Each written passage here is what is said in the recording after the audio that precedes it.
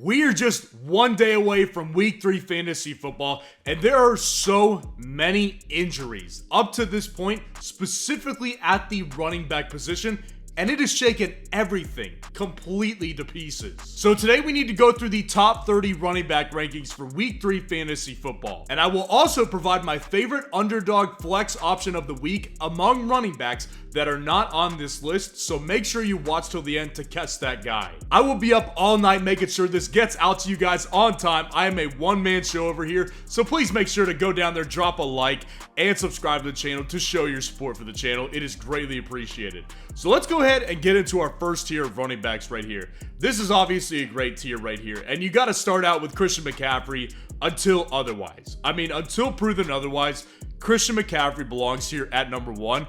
And it's not really close. I don't have questions here.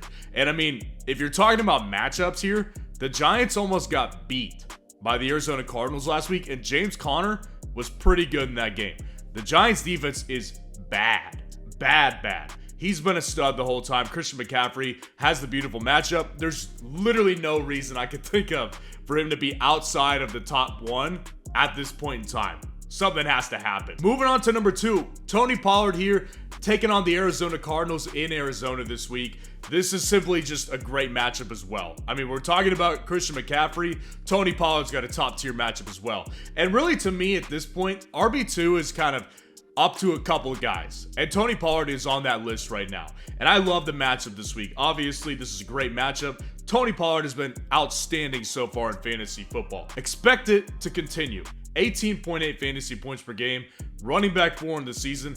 The Dallas Cowboys are going to control this game with their defense, and then they're just going to run all over Arizona, man. It's not even going to be close. Number 3, I've got Travis Etienne back inside the top 3 this week, taking on the Houston Texans in Jacksonville this week.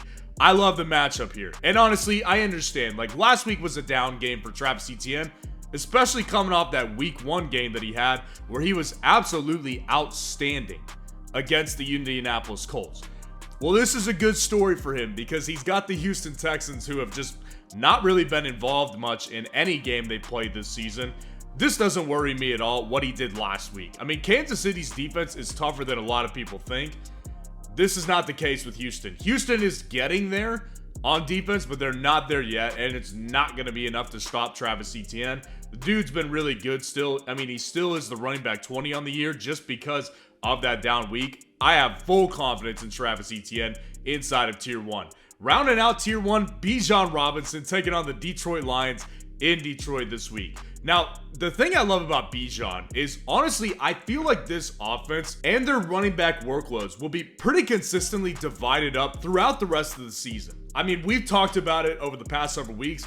This Atlanta Falcons offense, they're so built around the run that there is room for 2 relevant running backs in fantasy football in this offense. Obviously, Bijan is the superstar, though. Bijan Robinson is the superstar. He had basically the exact same workload in week 2 that he did in week 1, and he basically had the same result, which is super hyper efficient, man. This dude is so efficient. He's almost 200 rushing yards on 29 rushes, man. This guy is incredibly efficient. Running back 6 on the season, 18.3 fantasy points per game in half PPR.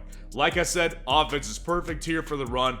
It's a good matchup against Detroit as well. They gave up plenty for Kenneth Walker last week. Now, dropping down to our next tier here, we've got Jahmyr Gibbs making the breakout game versus the Atlanta Falcons. So obviously, if you haven't heard by now, David Montgomery is expected to miss several weeks with an injury of his own.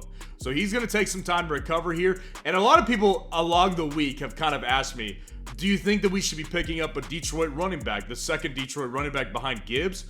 And my response is that I think that it's going to be largely irrelevant, and this is the Jahmyr Gibbs breakout opportunity, and I expect him to take it. When you look at the screen, the guy's been so efficient with every touch he's had.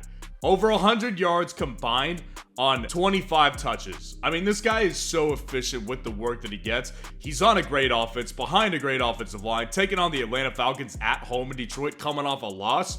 I love it. I think it's going to be the Jahmyr Gibbs breakout game. He's easy top 5 for me this week. I love the situation here this week for Jahmyr Gibbs. Dropping down to number 6, I've got Josh Jacobs taking on the Pittsburgh Steelers in Las Vegas. I've gotten a lot of questions about if you should be trading away Josh Jacobs this week. I mentioned him on my buy low trade target video on Monday. I love trading for Josh Jacobs right now. Obviously, when you look at it on the screen, it's been bad. I mean, he's averaging like 2 yards a carry. It's really, really bad. So it's not like he's just done anything special, obviously. The reason I love it is because I think Pittsburgh is going to be the perfect remedy for his problems in week 3. Pittsburgh is dead last stopping the run. The most expensive defense in the league is also giving up the most yards on the ground in the entire league. I love this matchup here. I think that Josh Jacobs is going to have his breakout game in week 3 versus the Pittsburgh Steelers. Number 7, Derrick Henry taking on the Cleveland Browns in Cleveland this week. Now, Derrick Henry, the thing about it was, I remember after week 1 doing this running back rankings video with you guys, and I said to you guys, I'm concerned about Derrick Henry's volume. I mean, they were clearly trying to limit his volume that week, and he had a bounce back game in week 2. I mean, he really did have a bounce back game. But what was clear in both of those games was that Derrick Henry still has the big playability. They're just trying to preserve him for a longer time because he's almost 30 years old. And I understand that. I totally understand that. But that does lead me to the concern that I have with Henry, which is, I mean, this is a situation where Tyjae Spears is basically seeing every third down opportunity in this offense. When does he start eating into Derrick Henry's workload? It hasn't happened yet. Henry's got 40 carries on the season. Tyjae Spears only has 11. So it's not happening as of yet. But it is a little bit concerning here. And I do think that it could happen soon. I don't think it's happening right away, though. And I'm not going to get Derrick Henry outside of my top 10 until I absolutely see something drastic happen at this point. Number 8, Kenneth Walker taking on the Carolina Panthers at home in Seattle this week. I mean, this is the thing about Kenneth Walker is that during the offseason, I remember a lot of people were just concerned when they drafted Zach Charbonnet in the 2nd round. What's his volume going to look like, right? Well, it's been really, that problem has been answered. That question has really been answered the past 2 weeks in this game. I mean, Kenneth Walker didn't have a great week 1, had the bounce back in week 2. He had a 2-touchdown game, and it's not even close. He handles the majority of the volume in this offense. 40 rushes over 2 games. This guy is clearly the lead back here. Zach Charbonnet should not be anybody that you guys should be scared of. Play Kenneth Walker with confidence on a week-to-week basis, especially against the Carolina team that was absolutely atrocious against the run in week 1 versus Atlanta. Dropping down to number 9, we've got our newest addition. It's Kyren Williams of the Los Angeles Rams taking on the Cincinnati Bengals in Cincinnati. I probably am going to get some flack for how low I have Kyren Williams this week, similar to how I took it for Puka Nacua in the wide receiver rankings video on Tuesday. That's fine. I honestly understand why people have that desire to rank him higher. If you do, I don't have a problem with it. I mean, I battled with him and Kenneth Walker as is this week, so I don't have a problem with it if you want to put him in front. And I took a public L on my live stream on Tuesday night about my what I got right and what I got wrong segment that I do every single week live to make sure that you guys have the opportunity to dunk on me as well when you feel like you want to. I mean, this is a situation, Kyren Williams been a beast. Running back 2 on the year so far, 21.2 fantasy points per game, and that is after they played the San Francisco 49ers. This guy's a stud. I mean, this guy looks really, really good, and there's no doubt about it. You got to ride the wave with Kyren Williams at this point.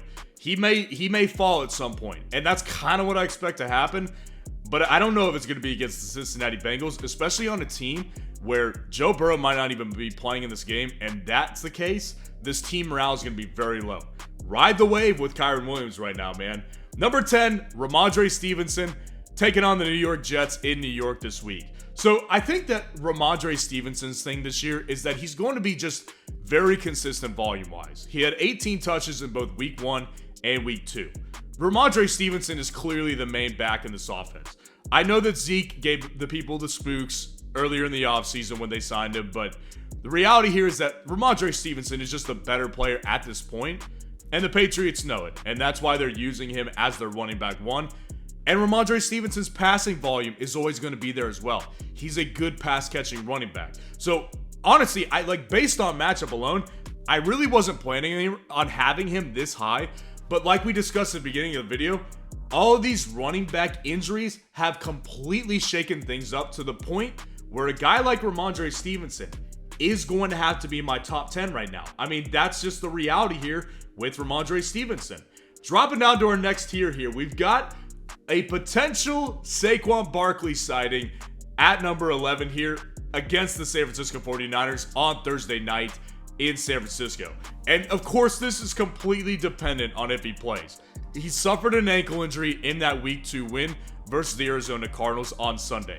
Now, early reports were saying that he was going to miss this game. Brian Daboll came out and refuted those reports essentially. He said, there's a chance that he still plays in this game. I'm going to take that, and I'm going to say he's got to be on this list right now for sure. And if he doesn't play, obviously, whatever. I mean, this is a tough matchup anyways, so this is not going to be as good of a week as it was for him in week 2, even if he plays at 85%. Against this type of defense, it's not going to be good. But he's still the focal point of the offense, and if he doesn't play, Matt Breida plays, he's probably going to be a 15-touch guy. Now, if Matt Breida plays, he's going to be somewhere in like the 20 to 25 range for me personally. But Saquon, if he plays, feel comfortable starting him. Just don't expect too much of a ceiling from him in this particular week, as opposed to what he can usually do for you. Number 12, Joe Mixon taking on the Los Angeles Rams at home. Now, again, this one doesn't even have anything to do with Mixon, to be honest with you. Mixon was going to be on this list regardless. But Mixon is completely dependent. His ranking right now is completely dependent on if Joe Burrow plays or not. If you haven't heard, Joe Burrow re-aggravated that calf injury that sidelined him for a long time leading up to the season. I've seen reports that he may not go. I mean, they're not sure yet. They're not saying yet. But a lot of reports I'm seeing are that he may not go in this game. If he doesn't, Joe Mixon drops down to like the mid to late 20s in this game. I think it could be a tough matchup for the Cincinnati Bengals, who are reeling right now as a team. And if they don't have Joe Burrow, good luck to Joe Mixon getting anything going, man. He hasn't really done it yet. Aaron Jones, again, at number 13, taking on the New Orleans Saints. This tier really is dependent on a lot of factors. I mean, there's injuries to 2 of these running backs, and then you've obviously got the Joe Burrow injury as well, shaking up Joe Mixon's ranking. Aaron Jones is, of course, dependent on if he plays or not. He obviously missed week 2 because of a hamstring injury. Aaron Jones, if he plays, he's got to be on the list, though, for sure. I mean, the thing that Aaron Jones did in week 1 was that he had 13 touches in that game, and he had 2 touchdowns, and he was so efficient with his work. Now, that's also can be viewed as a problem, right? Like, what the volume is going to be like. That's the question, right? And especially if he comes back and he's still dealing with an injury, it's tough to know exactly what's going to happen, especially against a stout New Orleans defense. But Aaron Jones, if he plays, he's got to be on here. And A.J. Dillon, honestly, he's just really not that good of a player anymore. That's kind of what we're looking at here. So I think that if Aaron Jones plays, I'm comfortable firing him up for sure. James Cook at number 14, taking on the Washington Commanders in Washington this week. So James Cook, I think that the thing I love about him most is that he's on a great offense. Obviously, they're not always consistent, but the firepower is there and the potential is there. Also, the worst part about it, he's on the Buffalo Bills, right? Like, he doesn't typically get that much volume. But he had a big week 2, and he had plenty of volume in that game as well. So at this point, James Cook is the running back 12 in half PPR through 2 weeks in fantasy football. He was way more efficient in week 2 than he was in week 1. And obviously, when you play the Raiders defense, you've got a lot of things on your side that you won't have against the Washington Commanders. But James Cook at this point, like, just from a completely, like, confident standpoint of knowing that he's the running back 1, James Cook is honestly becoming a must-start guy in fantasy football at this point. Raheem Mostert taking on the Denver Broncos in Miami this week. I've got him at number 15. I think that Raheem Mostert is a guy that's going to be very unpredictable throughout the rest of the season. I mean, he plays for possibly the most explosive offense in the league. I mean, through 2 weeks, there's no question it's been the most explosive offense. And I think that the problem that I'm having with Raheem Mostert after week 2 is that what I had said leading up to all last week, and every team that plays the Patriots faces this, they take away your number 1 option. And they tried to take away Tyreek Hill, and they really limited him as much as they possibly could, which led to Raheem Mostert getting a lot of work in this backfield, and he, of course, broke off some big runs here. I don't expect that every single week. Now, against Denver, this is a good matchup here. I really, really like this matchup. I'm just saying, don't expect that type of performance every single week from Raheem Mostert. Be confident playing him if you want to, but also don't sell off other good running back depth because you think you have a breakout player in Raheem Mostert. Number 16, DeAndre Swift taking on the Tampa Bay Buccaneers in Tampa Bay. Obviously, DeAndre Swift had a massive game last Thursday night against the Minnesota Vikings. It was unbelievable what he did. And I think that the thing that DeAndre Swift is going to have to deal with, and my problem with it this week, is that what happens when Kenneth Walker does come back? Kenneth Walker was clearly the guy Philadelphia wanted to be the guy. And DeAndre Swift had 2 touches in week 2. So does he go back to that, or does it become more of a timeshare, or does DeAndre Swift just take over? Honestly, I don't know. I'm not going to lie to you guys. I really don't know what's going to happen with this offense. My gut is telling me they're not going to put DeAndre Swift back on the bench full time if Kenneth Gainwell comes back. It's interesting, though. I mean, regardless, though, just based on last week, I've got to have him here. But if Kenneth Gainwell does play, just fair warning, he definitely does drop my rankings this week for sure. Number 17, Javonte Williams taking on the Miami Dolphins in that matchup in Miami this week. Now, Javonte Williams, there's one thing for sure. He's definitely the lead back in this offense. And we know that because Samaje Perine only had 1 carry in week 2. So those days are over. There's no more sharing the backfield anymore. So this is a situation where I think that with Javonte Williams, you're going to get a guy who's going to be consistently leading its backfield in targets and touches as well. So I just think that Denver's upside is just capped as an offense as a whole. Number 18, we've got Breece Hall taking on the New England Patriots in New York this week. So obviously coming off the really bad week. I mean, there's no way around it with Breece Hall. The volume was awful in week 2, and he even complained about it after the game, complaining that he only got 4 touches, and I don't really blame him. But I also don't really blame the Jets either, because this guy still is recovering from a major knee injury, and they were playing the Dallas Cowboys, and that game was out of hand. So I don't have a problem with what they did. And it's not that New England's an easier matchup this week personally. I think that Breece Hall is going to get more touches though, because let's be honest, Dalvin Cook is not good anymore. He looks awful. And honestly, he looks checked out since Aaron Rodgers got injured. He doesn't look like he even wants to be there. So, yeah, I think that this is a situation where Breece Hall is quickly going to take over this backfield again. And even though the offensive upside is lower now without Aaron Rodgers and with Zach Wilson, Breece Hall being the lead back, as good as he is, he will break off some big plays regardless of who his opponent is in the particular week. Number 19, Miles Sanders taking on the Seattle Seahawks in Seattle this week. So, the problem here is that Carolina's offense is absolutely awful. They're such a bad offense. They struggle to move the ball. The good thing is that he is the lead back in this bad offense. And he definitely does see pass catching upside as well. I mean, 8 fantasy points per game, running back 31 right now. He's had 32 rushes though and 11 targets. So the volume, like I said, is there for him. The upside just isn't, and that's why he's all the way down here, number 19. Number 20, Joshua Kelly makes the list this week against the Minnesota Vikings. So I said it last week. I said it leading up to the week all week during my must start or sit, guys, and a lot of questions that I was getting from y'all about matchups. I said it. Josh Kelly was going to struggle last week. They were taking on a top 3 run defense in Tennessee, and he did struggle. That's exactly what happened. So people are now like, should I drop Josh Kelly? I don't think you should go that far. I mean, depending on the options that are on the waiver wire, this is a much better matchup this week against the Minnesota Vikings. They're getting gouged on the run this season. And like, that's not a surprise, but of course it really depends on if Eckler plays. Now, I haven't seen any update on Eckler.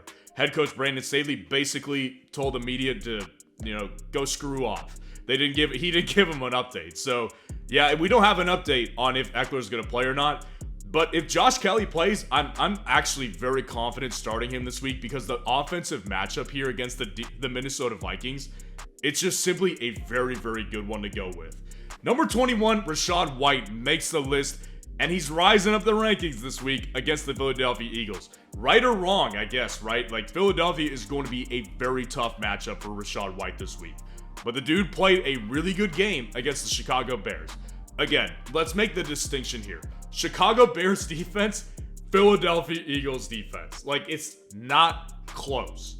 It's not close. So I think that with the matchup being tougher, I think that Rachaad White is going to come back down to earth this week. But from a volume perspective, I mean, he's a fine play this week in particular.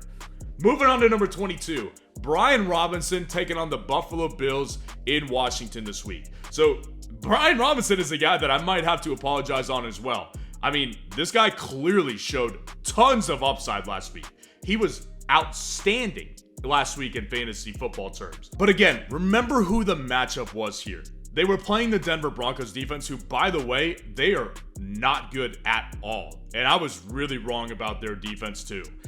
This is a much tougher matchup this week. The Buffalo Bills, they don't let a ton of people run on them. So it's not going to be smooth sailing again for Brian Robinson here.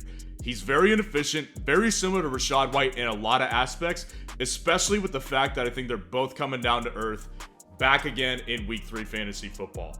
Number 23, Tyler Algier taking on the Detroit Lions in Detroit this week. So I've said it all, past several weeks. This offense, I believe, is one of the few offenses in the league that can truly support 2 relevant fantasy running back options. Obviously, Bijan is a superstar. Tyler Algier is going to have his weeks as well. He had a down week in week 2, obviously. But when you looked at his usage, the usage was basically the same. I think he had 16 touches, 16 carries in week 1, and he had 15 in week 2. So it's literally basically the same usage. I simply just believe in this offense, and I believe that both of these guys are going to have their share of games. Obviously, Bijan's going to be the better one overall, but Tyler Algier, I believe, still will have another 15, 16, 20-point game within the next couple weeks, and I wouldn't be surprised if it's this week versus Detroit. 24, we've got our newest addition, Jerome Ford of the Cleveland Browns taking on the Tennessee Titans this week in Cleveland. So obviously, brutal Nick Chubb injury. I mean, it was pretty hard to watch, and I watched it actually happen because ESPN wouldn't let us watch it. So I saw it happen. It was a pretty brutal injury. It's just a sad situation for Nick Chubb particularly. But when it comes to Jerome Ford, I mean, the dude stepped in and he completely dominated. And that's the thing, is that the Pittsburgh Steelers, they have an awful run defense, as I said earlier. Dead last in rushing yards allowed this year. They're terrible. So I don't think too much of this Jerome Ford situation, especially when he's taking on the Tennessee Titans, a top 3 run defense. I get it, they're awful against the pass, but it's just as bad as they are against the pass is how good they are against the run. So this one smells a lot like Josh Kelly in week 2 to me personally. He took on the Tennessee Titans, didn't go well for him. I think he could struggle. Cleveland has a better offensive line, but I think Jerome Ford could struggle this week. I don't think it's going to be like some big coming out party for Jerome Ford to be continued, right? Number 25, another new addition here. We've got Kendre Miller of the New Orleans Saints making his hopeful debut against the Green Bay Packers in Green Bay this week. So obviously, if you haven't seen by now, Jamal Williams injured on Monday night. He is expected to miss several weeks. He's going to be recovering for several weeks, and it looks, by all accounts, so far this week, that Kendre Miller is going to make his timely debut amidst all this time. 1 week before Alvin Kamara comes back, and right when Jamal Williams gets hurt, is basically when Kendre Miller is expected to come back. So not only do I think he's going to struggle in this matchup against the Green Bay Packers, I think that he's got such a great opportunity this week. I mean, if you think about the opportunity he has, Jamal Williams is an older player and he's not nearly as good as he was in Detroit, and everybody who's watched the Saints sees that. It's just a worse situation, but he's got an opportunity to really take over this backfield. If he has a great week this week, it will be so hard for New Orleans to put this guy back on the bench. So he's got a golden opportunity this week. I hope he can capitalize. I like Kendre Miller. I just don't know if it's going to be this week. I mean, he barely got any preseason time, so I think he's going to struggle and come out to a little bit of a slower start. But just from a volume perspective, I got to have him in the top 30 right here. 26, Alexander Mattison of the Minnesota Vikings taking on the Los Angeles Chargers in Minnesota this week. This was crazy, man. I took an L on him also in my what I got right and what I got wrong live stream on Tuesday night. It is embarrassing, man. Honestly, this is a bad situation that Alexander Mattison finds himself in. I mean, this offense is not bad. That's not the problem. They're pass first. That's the ultimate problem here. And his only saving grace, honestly, is that he has pass catching upside and he's still getting a bunch of work out of the pass and he's still handling the majority of the volume here. The matchup is good against the Chargers, I will say that, but just blah. I mean, this one is just a blah situation. I don't have much more to say about this one, honestly. Number 27, Gus Edwards taking on the Indianapolis Colts in Baltimore this week. So Gus Edwards had the better week in week 2 between him and Justice Hill. And I said it leading up to the week when we were discussing waiver wire additions. I prefer Gus Edwards because he's going to handle the majority of the carries between the 20s. Now, it was very split this week. Him and Justice Hill are very split. And really what it's going to come down to every week is who gets the touchdown, right? So it's very unpredictable. I'm not saying I'm some genius for saying that Gus Edwards would have the better week. It's unpredictable. I'm still sticking with Gus Edwards. I think he's probably the better running back. And I do think that against the Indianapolis Colts, who possibly are without Anthony Richardson, they might roll over this Indianapolis Colts team and run the ball quite a bit in this game. At number 28, absolutely falling from grace, is Najee Harris taking on the Las Vegas Raiders in Las Vegas this week. I mean, he's absolutely plummeting. And I'm sure it's not just in my rankings. Like, he's plummeting everywhere right now. Nobody wants Najee Harris. He's falling way faster than he actually runs the football. I mean, this one is crazy bad. Like, he's had an awful year so far. You can see it on the screen. It has been absolutely atrocious. And this offense made no improvements from last year. Same garbage offensive coordinator, same garbage offensive line. Kenny Pickett still is bad. It's all around gross offensively for the Steelers, man. There's very little silver lining here, aside from the fact that Najee Harris will continue to start for this team, but Jaylen Warren is definitely going to continue to get touches as well. Najee Harris's floor and ceiling has just significantly dropped over the past couple of weeks. 29, Khalil Herbert taking on the Kansas City Chiefs in Kansas City this week.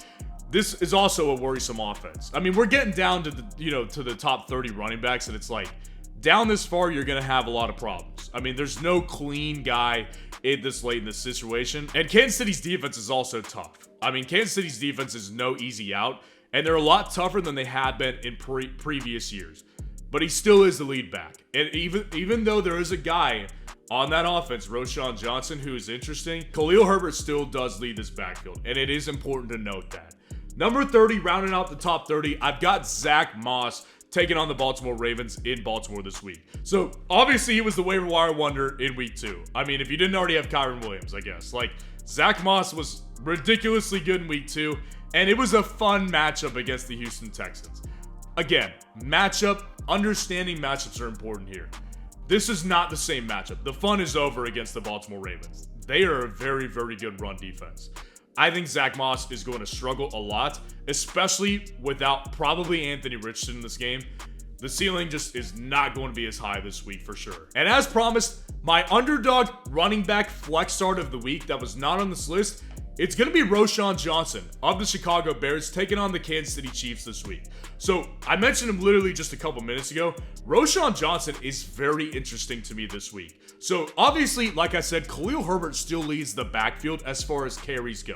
But Roschon Johnson, up to this point, he has more targets than Khalil Herbert does. And I actually predicted this one during the offseason. I said Khalil Herbert leads the backfield in carries, and Roschon Johnson is going to get the upside from the passing game. That's what's happening right now. Roschon Johnson, I believe, will continue to get more involved in this offense as they search for any kind of playmakers at all. And I think this is a situation where they're going to obviously have to play catch up. And Roschon Johnson has the potential to get like 6 or 7 targets out of this backfield and get you like a 12 to 20 point game depending on if he scores or not. So let me know what you think of the rankings in the comments below and what questions you need answered before week 3 fantasy football. And if you want to see the top 30 wide receivers before week 3 fantasy football, click on this video right here.